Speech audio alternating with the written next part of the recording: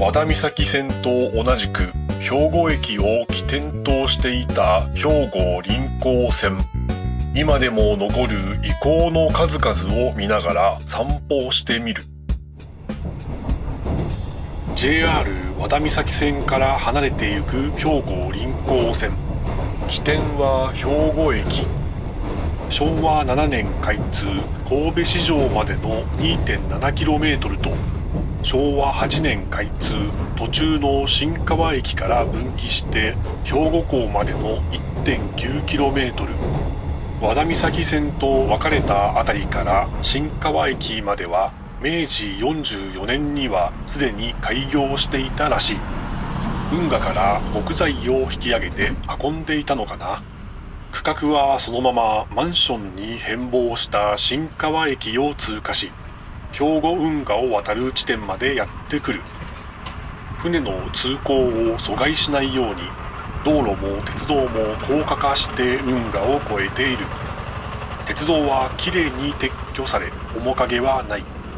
ところでこの広い県道489号、かつて神戸市電尻池線が走っていた。地上から高架までのこのきつい上り坂をモーター音高らかに登っていたんだろうな。臨港線もきっと同じ。上り坂が嫌なら可動橋をかける必要がある。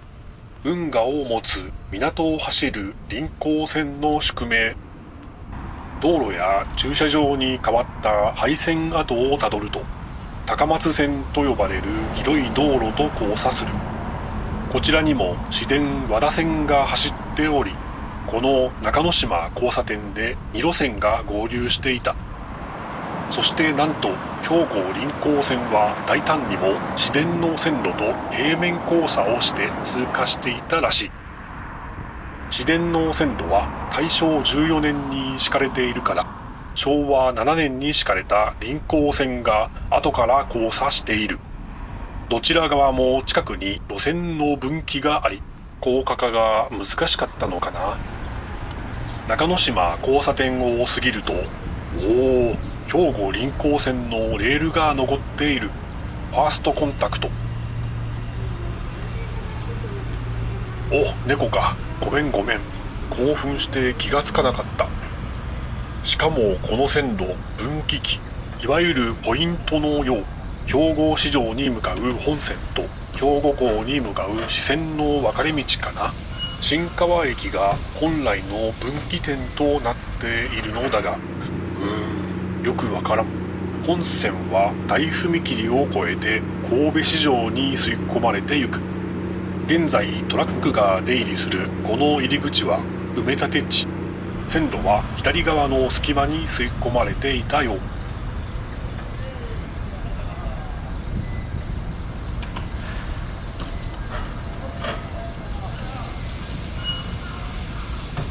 支線の方はまだ先まで続いている。さらに進むと、またまたレールが残る。砂利の下には枕木が残っていそうだな。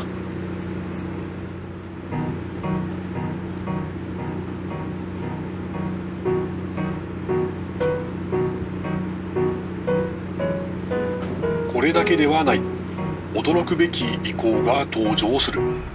踏切跡に遮断用のワイヤーを張る柱が1本だけ残っている。哨戒式の踏切だったんだな。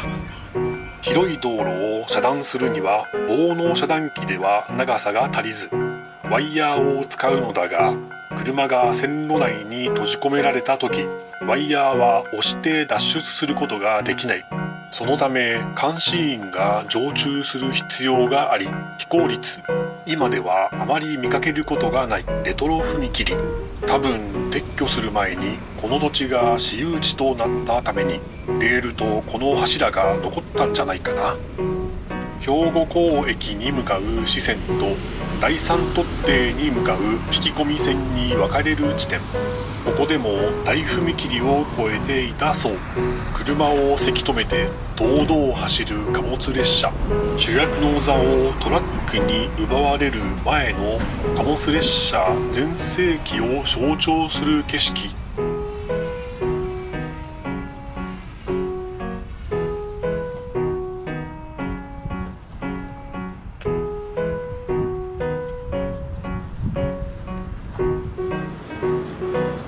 たまた面白い光景が登場する。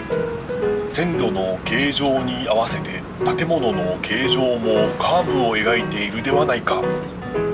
線路が撤去された今、臨港線が存在した事実を知らない人が見たら、こういう奇抜なデザインの建物だと勘違いしてしまいそう。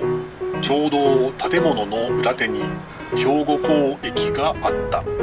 最後に第三突堤に向かう引き込み線。踏切跡にある虎島農作。踏切なき今はドライバーへ警戒を促す対象はない。アスファルトに浮かび上がるレール。レールを撤去せず上にアスファルトをかぶせているだけなんだろうな。おそらくこちらもレールを撤去する前に私有地化され、公道などと違った処理方法になったんじゃないかな。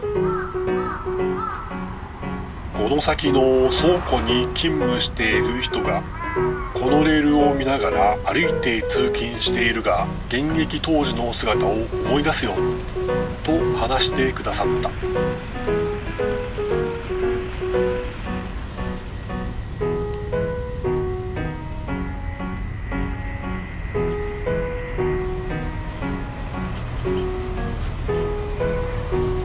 そして最後に廃線跡散歩のご褒美が待ち受けている。